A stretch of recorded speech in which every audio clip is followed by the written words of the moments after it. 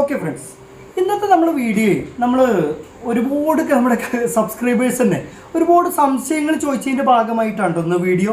അതിൽ പ്രധാനമായിട്ടും നമ്മുടെ ഇൻവെർട്ടറിൻ്റെ ചെറിയ പ്രോബ്ലങ്ങൾ, ചില ഇൻഡിക്കേഷന്, അങ്ങനെ ഒരുപാട് സംശയങ്ങളുണ്ട്. നുറുങ്ങും ഒരുപാട് സംശയങ്ങളുണ്ട്. അപ്പോൾ ഞാനേ അതൊക്കെ നമ്മളൊരു പേപ്പറിൽ, ഒരുപാട് ആളുകൾ ചോദിക്കുന്ന പേപ്പറിൽ ജസ്റ്റ് നോട്ട്. ഇനി ഇതുപോലെ നിങ്ങൾ ചോദിച്ചാൽ നമ്മൾ അടുത്തൊരു വീഡിയോയിൽ തന്നെ വിശദമായിട്ട് ഞാൻ വരാം കേട്ടോ. ഇന്ന് ഞാൻ അങ്ങനത്തെ ഒരു വീഡിയോ ആണ്. നമ്മുടെ പ്രത്യേകിച്ച് നമ്മുടെ ഇൻവെർട്ടറിനെ കുറിച്ചുള്ള ഡീറ്റെയിൽസ് ഞാൻ പ്രൊഡക്ഷൻ എന്നാണ് അതിൽ പ്രധാനമായിട്ട് ചോദിക്കുക. ഞാൻ എഴുതി വെച്ചിരിക്കുകയാണ് കാരണം അല്ലെങ്കിൽ നമുക്ക് മറന്നു പോകും.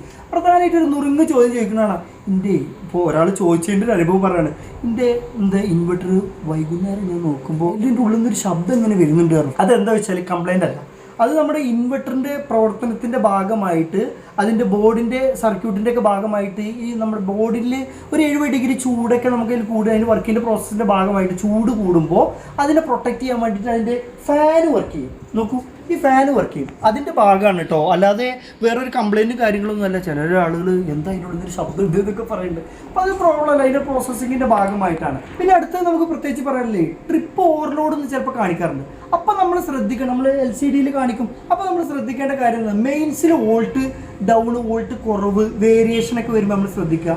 ഇനി അല്ലാത്ത പക്ഷം നമ്മൾ എന്ത് ചെയ്യുക, മെയിൻസ് ഓഫ് ചെയ്ത് നോക്കുക. നമ്മൾ ELCB ബന്ധപ്പെട്ടുണ്ടല്ലോ, വീടിൻ്റെ ELCB ബന്ധപ്പെട്ട് അത് ഓഫ് ചെയ്ത് നോക്കിയിട്ട് ഇൻവെർട്ടറിൽ ട്രിപ്പ് ഓവർലോഡ് വരുന്നുണ്ടോ നോക്കുക. പിന്നെ അതുപോലെ ഇൻവെർട്ടറിൻ്റെ ഫ്രണ്ട് ഓഫ് ചെയ്തിട്ട് ഓൺ ചെയ്ത് നോക്കുക. എന്നിട്ട് വരുന്നുണ്ടെങ്കിൽ നമുക്കത് വോൾട്ടേജ് വേരിയേഷൻ, നമ്മുടെ ഫീസ് ബ്രേക്കർ ബന്ധപ്പെട്ട പ്രോബ്ലങ്ങളൊക്കെ കാര്യങ്ങൾ വരാം, വോൾട്ടേജ് വേരിയേഷനിൽ വരാം. അല്ലെങ്കിൽ നമ്മുടെ ബോർഡിലൊക്കെ ചിലപ്പോൾ ഇത് പൊതുവേ എല്ലാ ഇൻവെർട്ടറുകളിലും വരുന്ന സംഭവങ്ങളാണ് പറയുന്നത്. അല്ല, ബോർഡുകളിൽ കംപ്ലൈൻറ്റുകളൊക്കെ വരാം, ട്രിപ്പ് ഓവർലോഡ്, അങ്ങനെ കാര്യങ്ങളൊക്കെ വരാം. പിന്നെ അടുത്തത് നമുക്ക് പറയാനുള്ളത്, ചിലപ്പോൾ പറയും എൻ്റെ ഇൻവെർട്ടറിൽ ഒന്ന് കാണിച്ചു കൊടുക്കും, ഇൻവെർട്ടർ ഓണ്, മെയിൻസ് ഇത് ലൈറ്റ് അങ്ങോട്ടും ഇങ്ങോട്ടും ഇങ്ങനെ കളിക്കുമെന്ന് പറയും. അപ്പോൾ അതെന്താ പറയും, ആ ലൈറ്റ് ഒന്ന് ഇൻവെർട്ടർ ഓണ് പറയും, എന്നിട്ട് ഓഫായിട്ട് മെയിൻസ്. അപ്പോൾ നമ്മൾ പ്രത്യേകിച്ച് ശ്രദ്ധിക്കേണ്ട കാര്യങ്ങൾ, നമ്മളെ വീട്ടിലെ ലൈറ്റ്, നമ്മളെ കറണ്ട് ഉണ്ടല്ലോ, കറണ്ട് വോൾട്ടേജ് കുറവിൽ അങ്ങനെ വരാം, വോൾട്ടേജ് കുറവിൽ ഫ്ലക്ച്വേഷനിൽ വരാം. പിന്നെ അല്ലാന്നുണ്ടെങ്കിൽ നമ്മളെ ബ്രേക്കർ, നമ്മളെ ഫ്യൂസ് ബന്ധപ്പെട്ട പ്രോബ്ലങ്ങളൊക്കെ വരാം. അപ്പോൾ എത്ര മാത്രം ശ്രദ്ധിച്ചാൽ മതി, ഇൻവെർട്ടറിനെ ഓഫ് ചെയ്ത് നോക്കുക, എന്നിട്ട് വരുന്നുണ്ടോ നോക്കുക. അപ്പോൾ മനസ്സിലാക്കാം നമ്മളെ ലൈൻസിലോ ബന്ധപ്പെട്ട് എന്തെങ്കിലും കംപ്ലൈൻറ്റുകൾ ഉണ്ടോ നമ്മൾ ശ്രദ്ധിക്കുക. അപ്പോൾ അങ്ങനെ ഓരോ കംപ്ലൈൻറ്റുകൾ ചോദിക്കുന്ന കസ്റ്റമർ ഒരുപാട് ആളുകൾക്ക് സംശയങ്ങൾ നമ്മൾ ഇതുവഴി തീർത്തു കൊടുക്കുക. അപ്പോൾ നമ്മളൊരു സബ്സ്ക്രൈബേഴ്സിനെ പറഞ്ഞാണ്, നിങ്ങൾ ഇങ്ങനെയുള്ള സംശയങ്ങളൊക്കെ ഒരുമിച്ച് ഒരാൾക്ക് പറഞ്ഞു കൊടുക്കുക, നമ്മൾ വീഡിയോയിൽ പറഞ്ഞു കൊടുക്കുകയാണെങ്കിൽ വളരെ ഉപകാരം. ഒരാൾ പറഞ്ഞു തന്നപ്പോൾ നമുക്കൊരു ഐഡിയ വന്നതാണ്. ഓക്കെ, ഇനി നമുക്ക് അടുത്തത് പറയുകയാണെങ്കിൽ വീട് പൂട്ടി പോകുമ്പോൾ ഞങ്ങൾ എന്താ ചെയ്യേണ്ടതെന്ന് ചോദിക്കാം. എൻ്റെ വീട്ടിൽ CCTV അതുപോലെ റിമോട്ട് ഗേറ്റ് കാര്യങ്ങളൊക്കെ ഉണ്ടെന്നുണ്ടെങ്കിൽ നമ്മൾ എന്ത് ചെയ്യുക, ഇൻവെർട്ടർ ഓഫ് ചെയ്യണ്ട, നമ്മൾ മെയിൻ ഓഫ് ചെയ്യണ്ട, കാരണം നമുക്ക് അതൊക്കെ വർക്ക് ചെയ്യണമല്ലോ.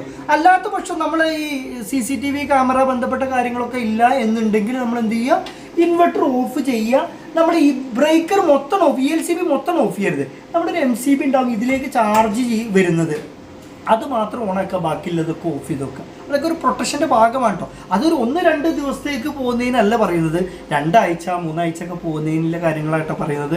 പിന്നെ അടുത്തത് നമുക്ക് പറയാലോ, ചില ആളോട് ചോദിക്കാറുണ്ട്, ഈ മിക്സി ഇടുമ്പോൾ ലൈറ്റുകൾ മൊത്തം ചെറിയ ബ്ലിങ്ക് ചെയ്യുന്നുണ്ട്, ചെറുതായിട്ടൊരു ബ്ലിങ്ക് ചെയ്യുന്നുണ്ട്.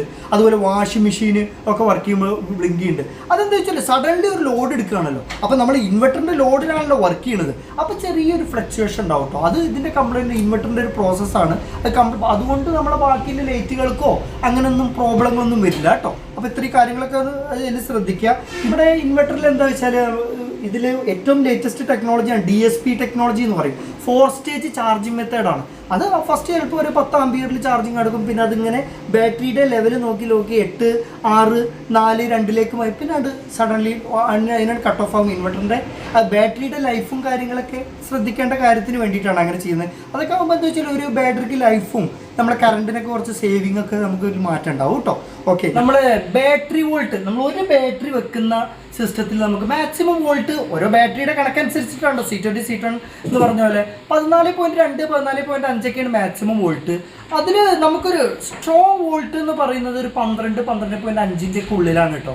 അപ്പം ബാക്കിയുള്ള അതിൻ്റെ മേലേക്കുള്ള വോൾട്ട് പെട്ടെന്ന് കയറി ഇറങ്ങും. ചില ആളുകൾ ചോദിക്കുന്നുണ്ട് ഇതെന്താ ബാക്കിയുള്ള വോൾട്ട് ചിലപ്പോൾ കയറി ഇറങ്ങുന്നത്. അതൊന്നും ബാറ്ററിയുടെ പ്രോബ്ലങ്ങളോ ഇൻവെർട്ടറിൻ്റെ പ്രശ്നങ്ങളോ ഒന്നും അല്ല കേട്ടോ. അതൊക്കെ ഇതിൻ്റെ പ്രോസസ്സിങ്ങിൻ്റെ ഭാഗമാണ്. സ്ട്രോങ് വോൾട്ട് ഒരു 12.5 അതിൻ്റെ താഴേക്കാണ് അതിൻ്റെ വോൾട്ട് ലെവൽ വരുന്നത്. പ്രത്യേകിച്ച് കാര്യങ്ങൾ ശ്രദ്ധിക്കാനുള്ളത്, ഇൻവെർട്ടറിനൊക്കെ ചെറിയ കംപ്ലൈൻറ്റുകളൊക്കെ വരാൻ നമ്മൾ മാക്സിമം നോക്കേണ്ട സംഭവമാണ്.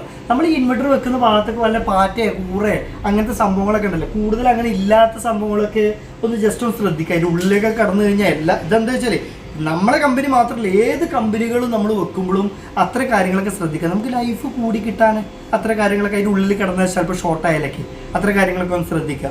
ഓക്കെ, വളരെ കുറച്ച് കാര്യങ്ങളെ പറഞ്ഞിട്ടുള്ളൂ. ഇനി ഇൻവെർട്ടറുമായി ബന്ധപ്പെട്ട ഒരുപാട് സംശയങ്ങളൊക്കെ ഉണ്ട്. ഞാൻ വീഡിയോ ലെങ്ത് ചെയ്യേണ്ടെന്ന് എഴുതിയിട്ടാണ്, അതൊക്കെ മറ്റുള്ള വീഡിയോയിൽ വരാം. അതുപോലെ നമ്മുടെ solar system off grid on grid ഒക്കെ ഒരുപാട് കസ്റ്റമറിൻ്റെ നമ്മുടെ സബ്സ്ക്രൈബേഴ്സിൻ്റെ നുറുങ്ങ് സംശയങ്ങളൊക്കെ ഉണ്ട്. അത് ഞാൻ അടുത്ത വീഡിയോ ആയിട്ട് വരാം. പിന്നെ അതിനെ കുറിച്ചിട്ട് കൂടുതൽ അറിയണമെന്നുണ്ടെങ്കിൽ നമ്മുടെ കമൻറ്റ് ബോക്സിൽ അതുപോലെ വാട്സപ്പിലൊക്കെ നിങ്ങൾക്ക് ചോദിക്കാവുന്നതാണ് കേട്ടോ. നമ്മുടെ ഫേസ്ബുക്ക് പേജ് അതുപോലെ ഇൻസ്റ്റാഗ്രാം പേജൊക്കെ ഞാൻ ഈ ഡിസ്ക്രിപ്ഷനിൽ കൊടുക്കാം. അതൊക്കെ ഫോളോ ചെയ്യാത്തവരൊക്കെ ഒന്ന് ഫോളോ ചെയ്ത് സപ്പോർട്ട് ചെയ്യുന്നുണ്ടോ. ഓക്കെ ഫ്രണ്ട്സ്, അപ്പോൾ ഞാനിവിടെ വീഡിയോ വൈൻഡപ്പ് ചെയ്യാണ്. നിങ്ങൾക്ക് ഈ വീഡിയോ ഇൻഫോർമേറ്റീവ് ആയിട്ടുണ്ടെങ്കിൽ നിങ്ങൾ മറ്റുള്ളവർക്കൊന്ന് ഷെയർ ചെയ്യുക, ലൈക്ക് ചെയ്യാത്തവരൊക്കെ ഒന്ന് ലൈക്ക് ചെയ്യുക. ഏതായാലും അടുത്ത ഇതുപോലത്തെ നിങ്ങൾ ചോദിക്കുന്ന ചോദ്യത്തിനായിട്ടുള്ള മറുപടികളായിട്ട് അടുത്ത വീഡിയോ ആയിട്ട് ഞാൻ വരാം. Bye friends.